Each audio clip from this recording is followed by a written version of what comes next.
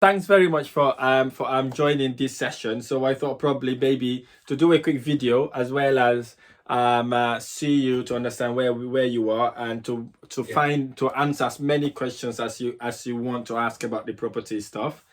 yeah, And I know you've got the questions already, yeah, so we can go through them and then you can ask me now whatever questions you want regarding to the project Kepel, which I have been sharing online, just to yeah, inspire people who is looking to take the leap of faith, invest in properties. So hopefully these questions also that you're asking, so there's so many yeah, people have asked me the questions, but yeah. because most of them I'm so busy, I don't have time to answer each and every question. So hopefully with these questions, I know most of them have been answered already. I'll be able to share this with the public so that they will also learn from it. So yes, I'm here today to actually serve you and answer as many questions as I possibly can to Oh, help that's you. good. Hopefully this would inspire you and Yeah. inspire lots of people to actually take the action and start the actual investing as well. I know you've already got your service accommodation going, and that one is doing really, really well. Well done on that as well.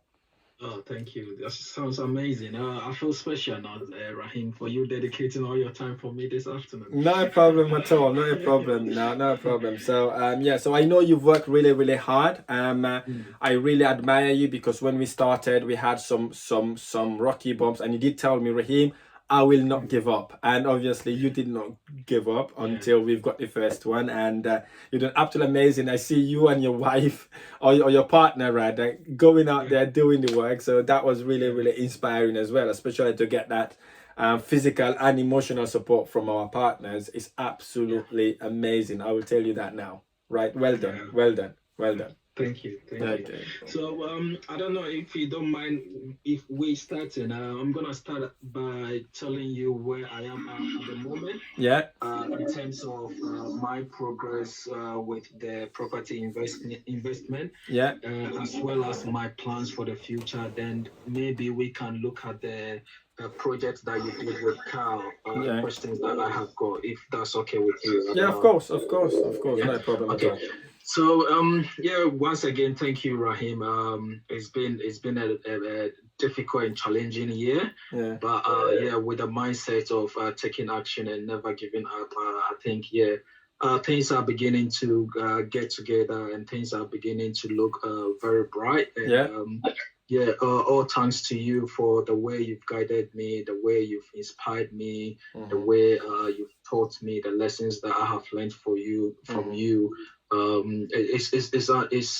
It's an honor knowing someone like you to guide me and also to push me to a certain level that I should never give up in life or in property investment. Yeah. So yeah, thank you very much for being there for me, Rahim. Well, Um, it's a good compliment. Thanks for that. But you've done the hard work, right? You've done the hard work. Well, to be honest, I think the compliment goes to you because when everybody was thinking the world is about to end, you are actually going out there looking for deals. It's the mindset. I gave you the mindset. I actually obviously encouraged you to do it. But there are some people who say, "Oh, I don't know what's happening, so I might as well give up now," and stuff like that. But you did not give up, and you continue doing it, and you did not hand the property back to the landlord. And oh, Rahim, I was at that point, I I know, was at I that know, point I know. But yeah, when but when I I had a commend you few for that. guests, when I had a few guests trying to, partying and giving me problems, and the neighbors were complaining, and I was at that point of breaking down, I Rahim. But know. as you said, for me, and one thing about me is that I never give up in whatever I do. I always give myself the best opportunity and also tell myself that listen, you should never give up. In the time that you're thinking of giving up, maybe that will be your success point, and Yeah, you never know. So yeah. I never gave up, and yeah, I still got the property now, and I'm even trying to think of getting more essay. And when we started, I wasn't thinking about essay at all, Rahim. Yeah. But to tell you something really good, this month I'm gonna make all my money back, and Whoa, nice. that is Congratulations. absolutely, yeah, I'm gonna make all my money back, and that is a 10K investment that I put in. I'm Wow. gonna make it back. Yeah, I'm Well gonna. done. I have got a guest in now. The person is checking out at the end of the month, so she's staying for 2 weeks with What? some friends Two and weeks all in a that. row. Yeah, That's good. That is good. she's staying for 2 weeks. So after I get a payment for that, then I'll be able to make all my money back. And I'm thinking of getting more essays in London, but that is not the only plan I'm thinking of doing. When we started, I told you that me and my partner have been saving some money. I would like to go into BRR. Yeah. Also, so at the moment, we've literally, I think, ending of the year, we'll probably have something like 40K to start something That's with. a good Like, start, man. That yeah, would be an amazing start. I will tell you that now. yeah. That would be That an is amazing that start. is the reason why I wanted to have a chat with you before she goes in labor, so that after we finish with all the baby stuff, then I can jump on, trying to invest in properties and all that. So yeah, the essay is doing really well, Raheem. Good. I haven't handed it back. There's been a few challenges, but obviously, everything has got its challenges and obstacles. You just have to keep going and find ways and solutions to overcome those obstacles and challenges. Yeah. And yeah, with your advice and the way you guided me throughout the whole thing, it's been amazing, right? Fantastic. I cannot thank you enough. No problem. It's okay, man. It's okay. I'm just super excited also for you to just tell me that you've got 40K by the end of this year to actually do investment. That is mind blowing. Out of just one strategy, you're able to save us that much money. I think, the thing is to do the strategy is to literally use that cash flow to invest in properties. So that's what I did when I started. Any money I got from my rent to SA, I channel it to buy my own asset, right? So that's how you create wealth. It's not about saving it. It's good saving it, but once you've got it, make sure you put it in a place where you would generate lots of cash flow as well as passive income to be able to multiply it and do it in a bigger number. But so going forward now, you've got the 40K. What sort of investments you want to go into? So the plan is, Raheem, I still want to get in touch with you if maybe you've got any deal. I will be looking as well if you've got any deal in London that I can potentially use for an essay. Okay. I still would like to continue with essay so that the money that I have, the investment that I have got from the initial the essay that I'm running now, the 10K, I can still be putting in another essay so that I can be generating more cash flow. So that is the thing. If not, as I said to you, by the end of this year, me and my partner roughly will be getting 40K in savings. I want to go into a more like a bridging, like having a bridging loan. So and having a no money deal or just a little bit of money left in the deal or something like that, and move on to another property, keep doing the same thing. That is the plan that I'm looking at. So the more reason why I wanted to have a chat with you is for you to advise me and also, guide me and give me any knowledge or understanding or experience that you have got. Maybe you can share with me with where I am at the moment and also how to go forward with the sort of money I have got or what sort of investment I have to do. Right. Okay. That's a fantastic start. So as we discussed when we started, if I remember correctly, is what you would like to do basically is to continue your essay, right? That would be your cash pot basically, right? So if you've got an essay, by the way, if you have any essays, we would help you get those in London. And I know London is doing really, really well. Even the outskirts of London is doing well. So if anything come from our end, we will push it on to you. And that's that. And sorry, Raheem, in terms of you saying the outskirts of London, how are you able to manage SA if you are not actually close to it? Because for me, what I try to do nowadays, even though I've put in systems in place in terms of, the safe lock, the cleaner, the housekeeper, and all that, I've put in all those things in place, but I try to at least, let's say 2 or 3 times every month to go to the property to see how things are and all that, because there are certain things that maybe the cleaner or the housekeeper might not notice, but because you own the property, you are looking after, you just have to make sure things are in place. So I don't know how your essays you've been able to manage them up to now, even though you're not living close to it. So 90% of our of my essays are 100 miles away from me. Wow. Right. How are you doing So how we manage to do it is what I've just told you there, is to systemize it. Right. Obviously you go and check it sometimes, like you said, every couple of months. That's good. So what we normally do is to have the housekeeping, which works well with the cleaner, and that cleaner becomes our friends and our eyes and ears. Right. And also we tend to have handymen as well. Handymen are people that can fix any issues that go wrong, right? And how we've been able to do this is to get the handyman to bill as if he owns the property, right? We will tell him it's someone that is available to us most of the times. Either the cleaner or the handyman is available, right? And the second thing, the third thing we do also is to build a relationship with our neighbors. Right. So what happens is if anything goes wrong, the neighbor ring us instead of the landlord. Right. So if stuff go wrong, for example, they're partying or doing something, if they ring me or they ring the office already have a contact like the handyman or the cleaner to go and have a look. Right. Right.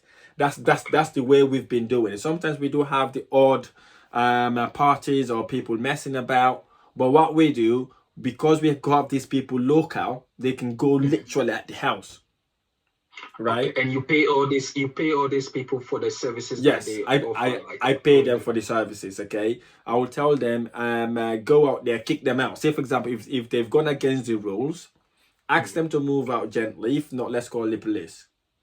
Right, we'll advise the tenant, say, listen, what you're doing is wrong. You have repudiated your contract, we want you out. Right, if they start arguing, what we do, we call the police. Right, in most occasions before the police arrive, they're gone. Right, and we haven't had a situation where the tenant, when we call the police, they end up staying until the police come, because they're doing bad anyway. Some of them will smoking weed there or making parties and all that sort of thing, so they don't want the police to be present whilst they're there. So in most occasions they would go anyways. But what we tend to do, we don't want to get into that situation. We safeguard that from happening by maybe asking for IDs, not taking last minute bookings. I told you that. Last minute bookings are always parties. 99% of the time I don't take it. And what we also, for example, Airbnb also, when someone books you in, right, you can see their address. Yeah. Right. If they have a local address, you don't accept the reservation. Right. Say for example, they're just about 200 yards away from your property or 300 yards away from your property. Right. Or only about 15-20 minutes away from the property or 30 minutes away from the property. That tells you they're making parties in your property or they're going to be doing something in it, because they're local. Why can't they not get that done in their own houses?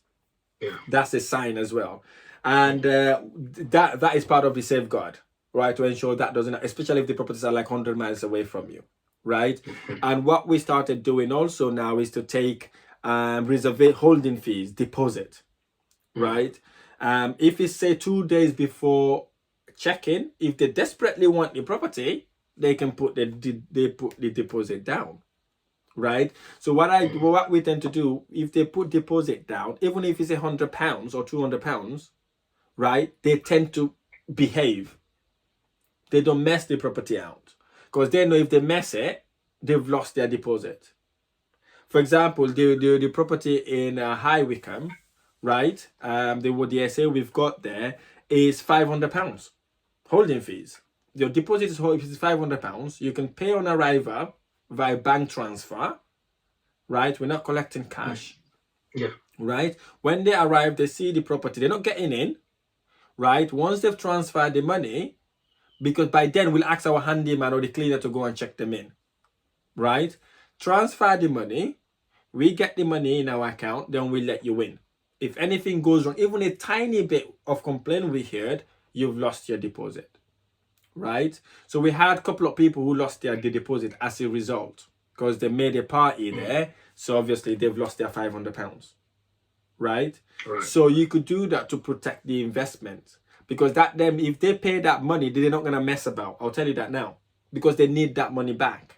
And having their IDs and proof of address also help you, right? Because they then know then if you mess about, you know their address and you have their IDs, you can make a claim against them, right? And if you make a claim against them, if they don't pay, they've got CCJs on their name and they have issues on it, right? This is what we do before even they go into the properties, right? But if they book it off for like a week or two, we still ask, since COVID hit, we still ask for IDs and proof of addresses, right? So what we do, as soon as they booked us, we've set, you know, on you can set automated emails now on Airbnb. You just put that as automated email for them to reply with their IDs and proof of addresses. And if they're very, very young again, we tend to decline them, right? Because we know then it's the whole thing, birthday parties, right? So we tend to decline them. And also if they persist, we ask them to pay £500 holding fees, deposit. When they check out, we transfer the money back to their account. So in all the properties that we have, that's how we've been able to actually manage it and reduce the difficulties of having people partying or messing about with the properties. So that would help significantly. And obviously that's how we've been automating it in a way that we don't really require to do lots of works in those properties. But then we do go and check it, even if it's not for me physically. I'll get a property inspector to go and inspect the property just to ensure it's all nice and tidy. Well, and they can give me a video call as well. They will tell me about the property and how it looks like, and I can see as well how the property looks like. So that's the way to actually overcome it, and that's the way you could have essays outside of London or properties that are about maybe 10-15 miles away from you, so you don't really have to go there. Okay. Right? Oh, that sounds good. I think with Booking.com, because they don't take, I think Booking.com, they says the guest and the host have to arrange the deposit themselves. Correct. So with Booking.com, whenever someone books there, I definitely take the deposit. But with Airbnb, when you ask them for deposit, they tell you that Airbnb says you shouldn't make any arrangements outside Airbnb.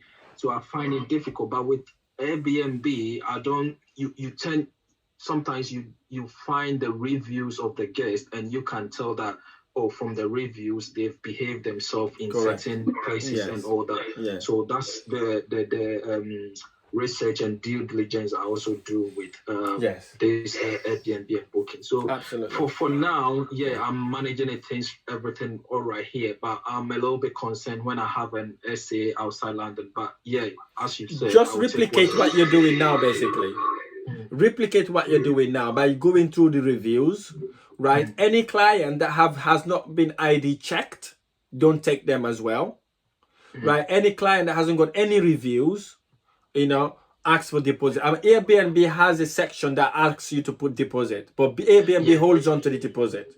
Yeah, they hold on to it. So once guests check out, then you can then ask them to actually release it, but they don't allow you to actually arrange it with the client. Yeah, right. So you could put that amount there as well, right? So that they protect you.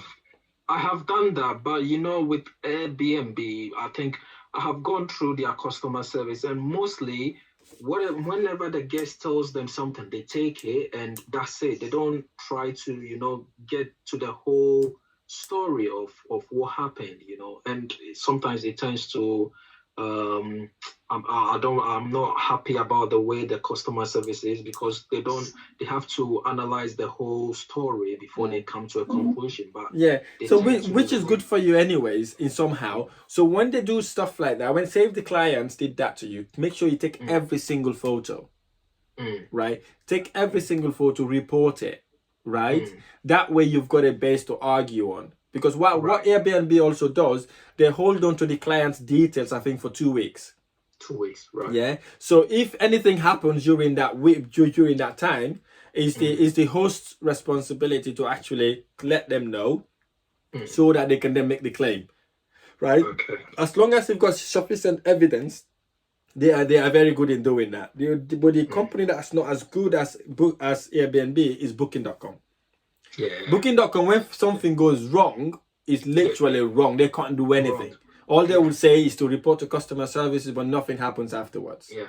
That's true. Hence the reason arrange with the tenant or with the clients to get your holding fees.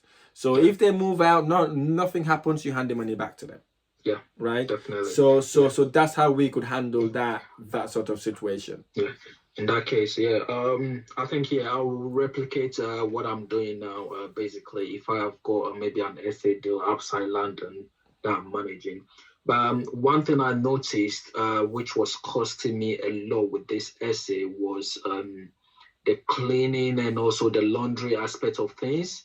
I didn't factor in that it's gonna cost me a lot, because what I have done now is that I've looked for a cleaner who goes there to do the cleaning and do the bedding, and also looked for a local laundrette person that she has to drop off the bedding and everything. So with this man, whenever I'm short of money, he messages me, he tells me, oh, I haven't got money in my account, then I transfer it to him. It's very cheap and convenient so that the cleaner can move there and get back as well. But it costs a lot for you to get the laundry and paying the cleaner to be doing the cleaning at the same time, the housekeeping, which I didn't factor in. But at the same time, I'm just making profit in a way. I do understand. But because I do charge cleaning fee from Airbnb and Booking.com, so the cleaning fee takes the aspects of paying the cleaner, and also whatever they have booked for, I take some of the money to do the laundry and all that.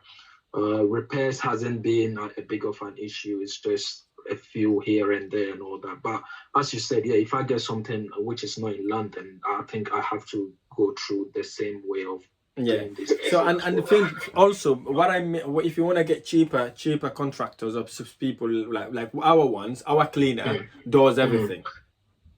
Sorry, right? I didn't hear that. Our cleaner does everything. She does the cleaning, does the beddings, does everything. So what we do, we have ironing board in the property, right? So what she does, when she gets what we tell her, as soon as she hits the property, to take all the dirty things, put it straight to the washing machine. Right? Put it in the washing machine, right? That wash, by the time she finished cleaning, that is already ready. So we would have already got one that should have already dried. So we have about 3 sets of beddings. Right? We always have a spare just in case. So what happens is that when she comes the other week, she will iron the ones that are already dried. Right? So she's got that there ready. So every week when she comes, she actually got something to iron. But because she's been doing that for a long time now, what she does is she literally took it home. Yeah. So what she does, she go and wash it in her washing machine, right? Iron it at home, and then just bring it back to the property. What happened there? What happened if she was meant to spend 2 hours? We still pay her the 2 hours. But the good thing for her is she can do it for 40 minutes, the cleaning, and she can move to another property or to our other client, and then she can get those stuff back home and do it at her own time. Okay. So what she does is she just bring it every week. She then bring new beddings and just set it up, take the old ones back home. Right? And that works out for us cheaper instead of getting a laundry company to actually launder the stuff and actually bring it back. Because that then costs lots of money. Right? You may have faced that. But again, you can pass that cost to your client if it is a reasonable cost, or you can share it with your client. That way then at least you're not losing the sort of quality of your residential property or of your Airbnb, right, or your apartment, because that way there is the actual cleanliness will still be there. But that's how we've been doing with all our cleaners. Once we build relationship with them, we then suggest that we say, listen, if you want to take this stuff home, fine, take them home, clean it, bring it back the next week. And we always have 2 or 3 spare just in case something goes wrong. She wasn't able to do it. They're always spare there that she could use to get the property ready for the next guest. Oh, fantastic! That's good. But when you build the relationship with them, like the one you have now, if you suggest that to them, they will do it. Okay. Yeah. Okay. No problem. Well. I really hope you enjoyed this interview and have been inspired to take action. If you are already a property investor, I hope this interview inspires you too to take your property journey to the next level. If you like this video and want to watch more property investment training for free and see my property journey, click the like button below, subscribe to my YouTube channel. I post free property investment trainings every single week. I look forward to sharing the next video. Thank you so much for your support. I really appreciate it.